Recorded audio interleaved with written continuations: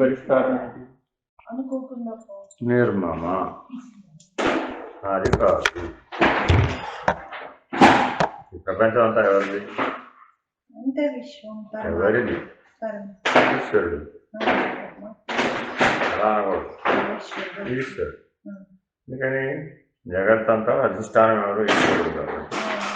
అయితే ఎవరిదై ఉండాలి? ఈశ్వరుడిదే అయి ఉండాలి. నాదయ్యే అవకాశం ఏముందా? ఎందుకని నేను సృష్టించలేదు, నేను పోషించటం లేదు, నేను లయింపజేయడం లేదు కదా. ఆ మూడు పనులు చేస్తున్నది ఎవరు? కాబట్టి ఎవరిదై ఉండాలి? అలా ఉండు అని నీ లోపల నీకు నువ్వు సమాధానం చెప్పుకోగలగడం రావాలి. ఇప్పుడేమంటున్నావు? నేనే చేయాలి. అదే కదా, నేనే చేయాలి. నాదేని రోజులు ఈశ్వరుడు. ఈ పూజా మందిరం ఎవరిది? ఇల్లు ఎవరిది? సంసారం ఎవరిది? కుటుంబం ఎవరిది? ప్రపంచం ఎవరిది? అయిపోయింది. అందుకని మొట్టమొదటి ఏం చేయమన్నారు? అన్నీ ఈశ్వరుడు దాంట్లో నేర్చుకో. మొదటి అభ్యాసం. అందుకని నేను బదులు ఈశ్వరుని పెట్టుకో. అప్పుడే నేను పోయింది, నేను జీవుడనే నేను పోతుంది. అప్పుడు నాది వదిలేసి నేను పోలాపు నాది వదిలేసి నేను ఈ ప్రయత్నంలో ఏం పోయింది? నాది అనే వరి పోయింది. ఇది కాదు, అది వరి. అంతేనా కాదు. ఇప్పుడు కిలో కూర ఉండాలమ్మా, ఎవరో వస్తారా? వాళ్ళు ఎవరు రాలేదు, కాలేదు. ఎంత పెరిగిందో తగ్గిందో? అంతేగా. ఎందుకంటే కావలేదు. వచ్చిన వాళ్ళు ఏం చేశారంటే, మేము ఆల్రెడీ భోజనం చేసి వచ్చామండి అని వండి దాంట్లో సగమే తిన్నారు, సగం వేస్ట్ అయిపోయింది. ఇప్పుడు ఆటోమేటిక్గా నీకేమనిపించింది? అయ్యో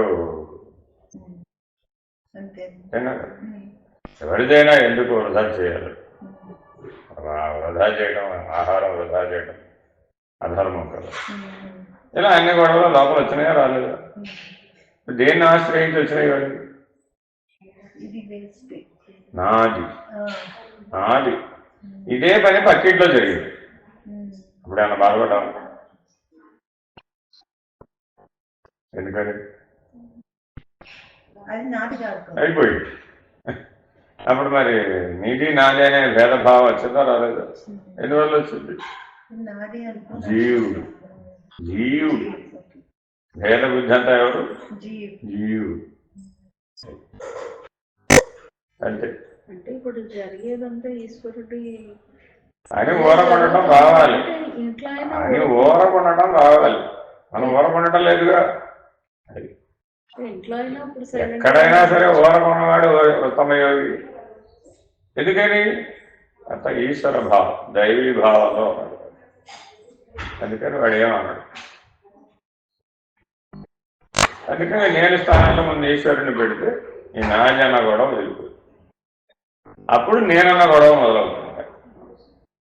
అప్పుడు దాన్ని ఆత్మభావంలోకి మారిస్తే అప్పుడు ఈ జీవుడు వేరే, జగత్తు వేరే, ఈశ్వరుడు వేరే అన్న తగదా పోయి జగజ్జీవేశ్వరులంతా ఆత్మలో కలిసిపోతారు.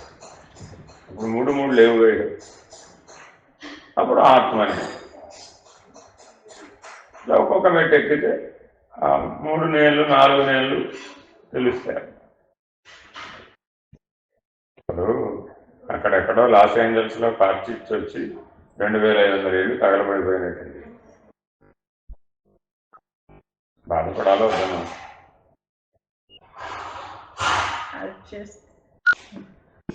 అక్కడెక్కడో 2500 ఏళ్ళు తగలబడిపోతే ఈవిడ బాధపడితే ఇంట్లో వాడు ఏమో అర్థం ఉందేమన్నా?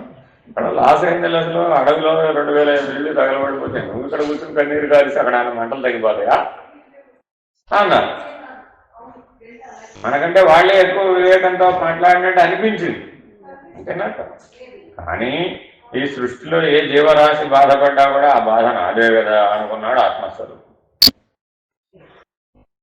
విశాల భావం ఎంత దూరం వస్తుంది. ఇప్పుడు కష్టం పెరిగిందో తగ్గింది? ఎందుకని? అంతా నేనే, అంతా నాదే. 2 పద్ధతులు అన్నమాట.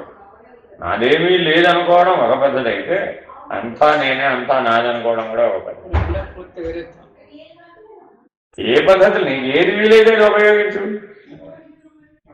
అయితే సర్వవ్యాపక నేను వాడావు, అట్టయినా పోతుంది. లేదా అసలు నేను లేదన్నావు, అట్టయినా పోతుంది. కాబట్టి ఎలా పోగొట్టుకున్నావు అన్నది ప్రశ్న కాదు. నేననే సమస్యను పోగొట్టావా లేదా, ఉనికిని పోగొట్టావా లేదా. నేననే ఉనికి ఇప్పుడు ఎన్ని చోట్ల ఉంది?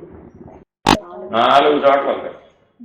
నేను జీవుడుగా, నేను ఈశ్వరుడుగా, నేను ఆత్మగా, నేను బ్రహ్మముగా.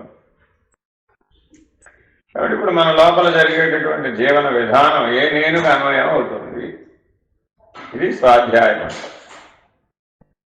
అధ్యయనం, తనను తాను అధ్యయనం చేసుకోవాలి. ఏ నేనుగా అన్వయం అవుతుంది ఇప్పుడు నీ జీవితం చూసుకో. అది చూసుకోవడానికి ఉపయోగపడే అర్థం గురువు, అది చూసుకోవడానికి ఉపయోగపడే అర్థం శాస్త్రం. అందుకని శాస్త్రవాక్యం, గురువాక్యం 4 నేనులకి అన్వయం అయ్యేటట్టు చెప్పబడుతుంది. వినేవాళ్ళలో 4 ఉంటారు కదా, మరి ఎవరికి వాళ్ళు ఆకాశం చెప్పేటట్టు ఎందుకని ఆ నేనుకు నువ్వు అన్వయం అవుతున్నావు. కాబట్టి ఏ నేనుకి అన్వయం అవని వాడున్నాడు, వాడే ఉన్నాడు. అది అసలు ఇవేమీ నవ్వు నేనుంటే కదా, నేను లేని వాడననే ఒక స్థిరమైన అభిప్రాయాలు. అప్పుడు వాడు పరబ్రహ్మ. వీడికేది అంటాలేదు, వాడు ఏది కాదు, వాడు ఎక్కడా లేడు. వాడు ఎక్కడా లేడన్న మాట చివర చెప్తే ఆ మాట తెచ్చి నేను జీవుడి దగ్గర చెప్పాను. ఏమైనా ఈశ్వరుడే లేడనే నాస్తికవాదం చేసి అప్పుడు సమస్య బలపడిందా, పెరిగిపోయిందా? సమస్య పెరిగిపోయింది. అందుకని పరబ్రహ్మములకు సంబంధించినటువంటి వాక్యాలను ఈ 4 నేలకి అన్వయం చేయరాదు. అది శాశ్వతం కదా. పరిమిత నేను లేదంటున్నాం, ఇవి మర్చిపోకూడదు. నేను జీవుడు అనేది ఒక పరిమిత నేను, నేను ఈశ్వరుడు అనేది ఒక పరిమిత నేను, నేను ఆత్మ అనేది కూడా ఒక పరిమిత నేను, బ్రహ్మం అనే నేను కూడా ఒక పరిమిత. కానీ ఒకదానితో మరొకటి పోలిస్తే చాలా విశాలమైనది. ఎంత విశాలమో మానవ మేధస్సుకు అందేటటువంటి అంశం కాదు. ఊరికే మేము ఊహకు అందించడానికి నా ప్రయత్నం చేస్తున్నాం. అది అనుభవంలో రావాలంటే అలా ఉండాలి. అలా ఉంటే తప్ప అనుభవం రాదు. సర్వకాల సర్వావస్థలలో ఇప్పుడు నేను జీవుడని ఎలా ఉంటున్నావో అలా నేను ఈశ్వరుడు అని ఉండాలి. అలా సర్వకాల సర్వావస్థలలో నేను ఆత్మ అని ఉండాలి. అలా సర్వకాల సర్వావస్థలలో నేను బ్రహ్మమని ఉండాలి. అప్పుడు అది అనుభవ నిర్ణయం వస్తుంది. అప్పుడే నువ్వు దాన్ని దాటడానికి కావాల్సిన సామర్థ్యం నీలో సహజంగా రావాలన్నమాట. ఓ ఇది కూడా లేదు.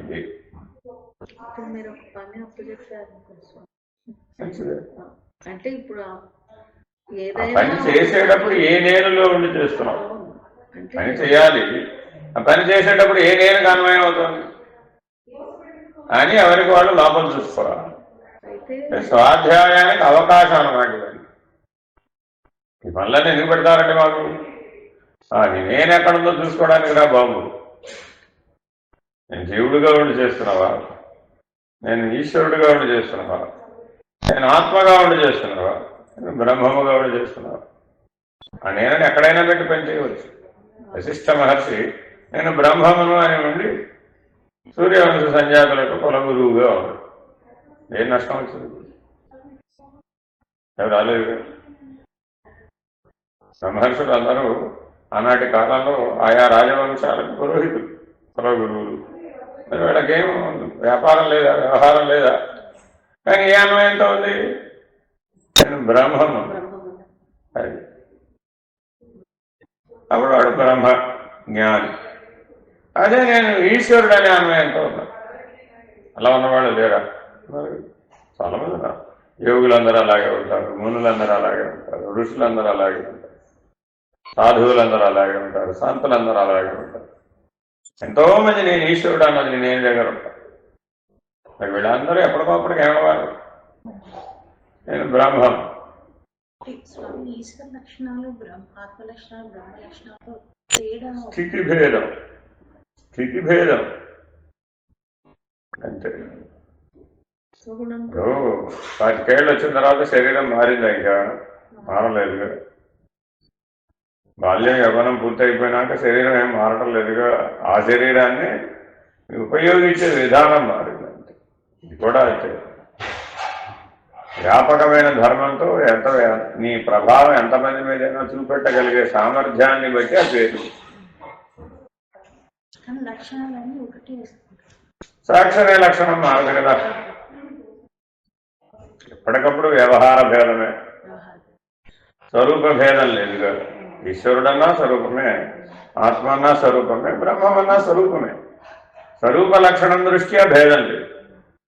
కాబట్టి ఎప్పుడు స్వరూప లక్షణం దృష్ట్యా చూడగలుగుతున్నావా, వ్యవహార లక్షణం దృష్ట్యా చూస్తున్నావా? అంతేగా పరిమితి భేదం. పిల్లలు కూడా అమ్మ ఏం చెప్పిందంటే, నేనే మిమ్మల్ని అందరినీ కని మిమ్మల్ని పెంచడానికి ఇచ్చాను నాయన. కరెక్ట్ అని అంటారు.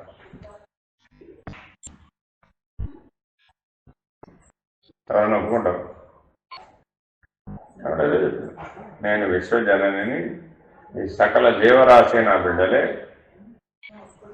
నేను కని వాళ్ళందరికీ పెంచడానికి ఇచ్చాను అని చెప్పాను. అంటే నువ్వు ఏ స్థితిలో ఉన్నా నేను అన్వయమైంది. ఇప్పుడు ఆత్మ నేను బ్రహ్మ నేనడానికి అన్వయమైంది. నేను జీవుడు అన్నదానికి అన్వయం అవటం లేదు. ఎష్టి నేనైనా జీవుడు నేను అన్వయం కావటం. కాబట్టి సమిష్టి నేను 3 భాగాలుగా ఉన్నాను. ఈశ్వరుడుగా ఉంది, ఆత్మగా ఉంది, బ్రహ్మముగా ఉంది. ఎష్టి నేనంటే జీవ నేను ఒక్కడే. అదే సమిష్టి నేనంటే 3 భాగాలు. కాబట్టి ఆ 3 అనుభవం ద్వారా తెలుసుకోవాలా. ఊరికే లక్షణాలు చదువుకుని అయిపోయానని అనుకోవాలి. అప్పుడు అలా అనుభవం ద్వారా తెలియాలంటే అట్లా ఉండాలిగా. మరి అంటే ఎప్పుడైతే ఆ నేనుతో ఉన్నావో ఆ నేను యొక్క అనుభవం, అప్పుడు ఆ నేను అధిగమించాలనే ఆసక్తి కలిగి.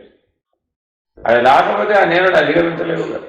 ఇప్పుడు ఇక్కడ ఎట్లా అయితే జీవ నేను చేత బాధించబడి ఇది బంధం అని, దీంట్లోంచి విముక్తి పొందాలని సహపడి ఆరాటపడి పోరాటం చేసి గురువును వెతికవా లేదా, అలాగే ఈశ్వరుడు నేననే వ్యవహార భేదం చేత కూడా బాధించబడదు. అప్పుడు అందులోంచి విడుదల కావాలని ప్రయత్నం. ఏ నేనైనా బందికానే కాదు. చిన్న జైలు, పెద్ద జైలు. సెంట్రల్ జైలు విశాలంగా ఉంటుందమ్మా.